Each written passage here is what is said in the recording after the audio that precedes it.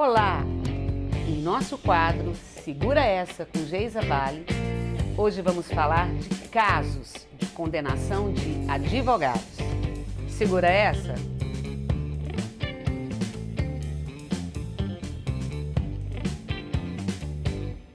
O primeiro deles foi julgado aqui em Brasília e o acórdão, a publicação da sentença, que a gente chama de acórdão porque já foi em segunda instância, ela foi publicada em março de 2020. Olha essa situação. Uma pessoa contratou um determinado advogado para entrar com uma ação contra uma determinada empresa. Ele tinha muita chance de ganhar. E o advogado fez um excelente trabalho, tanto que de fato ele ganhou a ação. Na época, em torno de R$113 mil. Ganhou a ação, tudo certo. Só que, claro, essa ação demorou um tempo para ser tramitada, para ser julgada. E o cliente ansioso sempre ligava: ô, fulano, que era o advogado, como é que está esse processo? Não, ainda está correndo na justiça. Não, ainda está correndo na justiça, e assim foi.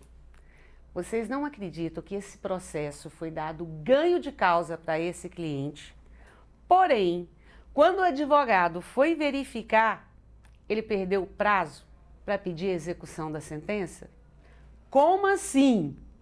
Como assim? Pelo seguinte: uma vez que um processo é julgado, e esse já tinha passado pela primeira instância, já estava em segunda instância, depois que sai a sentença ou o acórdão, se for em segunda instância, saiu, o advogado tem o dever de acompanhar aquele processo.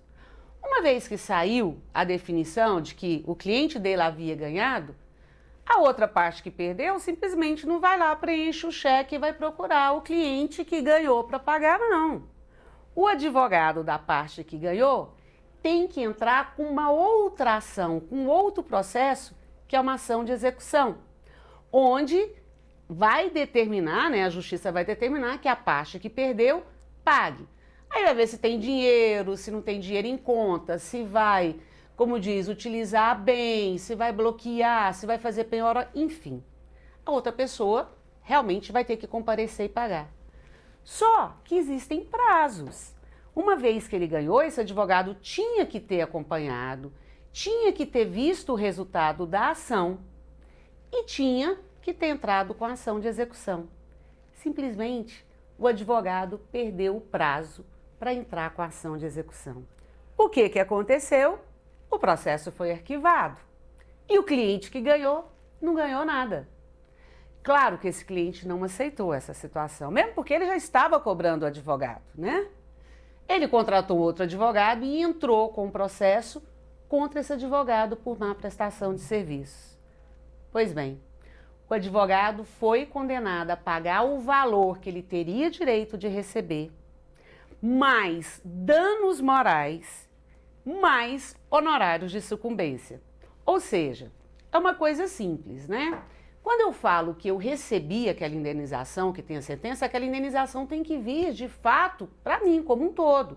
Eu não posso tirar daquele dinheiro o valor para pagar o advogado que eu contratei, para me defender ou para entrar com uma ação, para, como diz, para tomar a responsabilidade de alguém. Então, quem pede, paga a conta duas vezes. Ele paga do advogado que ele contratou e ele paga a conta do seu advogado também. Isso chama-se honorários de sucumbência. Porém, esses honorários de sucumbência, é claro que não é exatamente o valor que ele pagou ao advogado que ele contratou. Existe uma tabela que o juiz utiliza para, como diz, provisionar esses valores.